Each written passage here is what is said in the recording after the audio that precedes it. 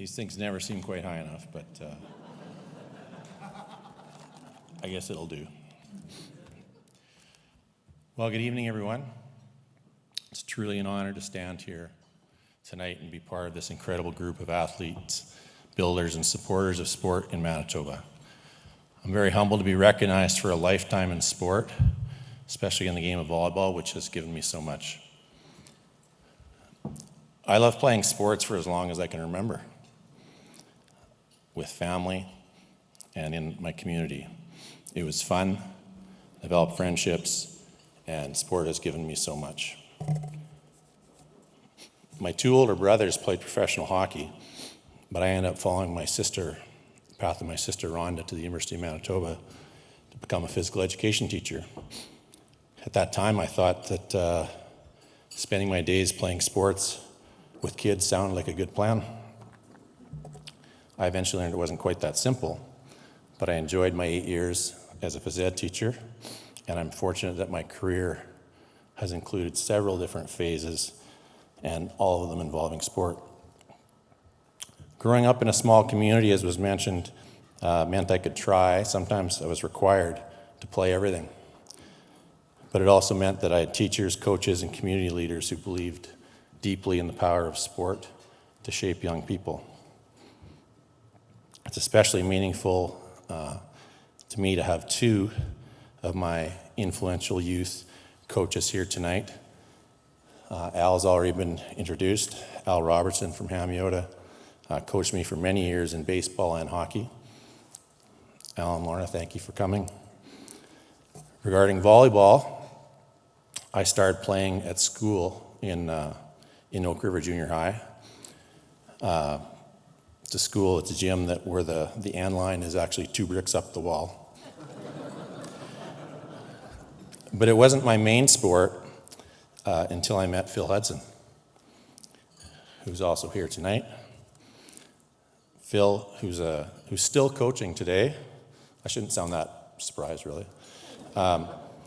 He's truly a volleyball coaching legend. Helped me realize I probably wasn't going to be the first 6'7" goalie in the National Hockey League, and that perhaps maybe volleyball deserved more of my attention. He coached our team to a silver medal at the 1985 Canada Games, and I went on to play for Garth Pischke at the University of Manitoba. Al and Phil had a lot in common as coaches: demanding, but fair, with high expectations. They taught me the value of hard work, aiming high, lessons that have stayed with me ever since. Winning championships is always hard. It's very hard. Every athlete knows that. And coaches often remind us to enjoy the process. When you work hard, put in the work, the journey itself becomes the reward. Success in sport and in life is built on, in my opinion, on belief, persistence, and teamwork. I'm actually very lucky tonight, the support that I've got here.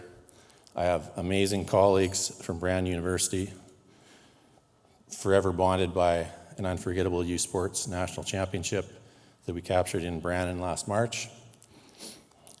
I owned a lot of, as already was mentioned, people know a lot about me. I owned a lot of silver medals before then. So that gold was a great example of belief, persistence, and teamwork. I have to say those characteristics have probably been improved by one of my colleagues at Brown University. Tyler Crayson, that's out there somewhere, is a very persistent fellow. Some might say relentless. Anyway, I also have friends here tonight from my hometown, from previous work, former Bison teammates, and of course, family. Thank you all for coming.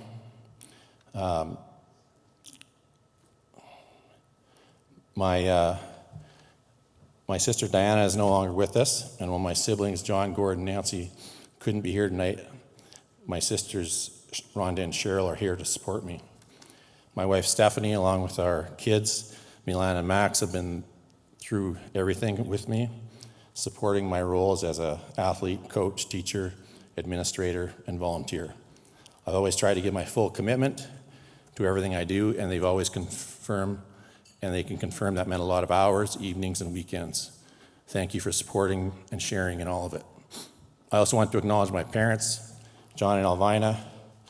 Growing up on a family farm, built a strong work ethic, but the work never really got in the way of sports. My mom might have been ahead of her time. She fondly recalled her own youth sport experiences. And my dad, on the other hand, he became a full-time farmer when he was 14. Didn't have those same opportunities. But together they did everything they could to support their 7 kids in whatever we wanted to pursue. I'd like to thank, finally, the selection committee for this honor, and congratulations to all the other inductees. Thank you, and everybody have a great evening.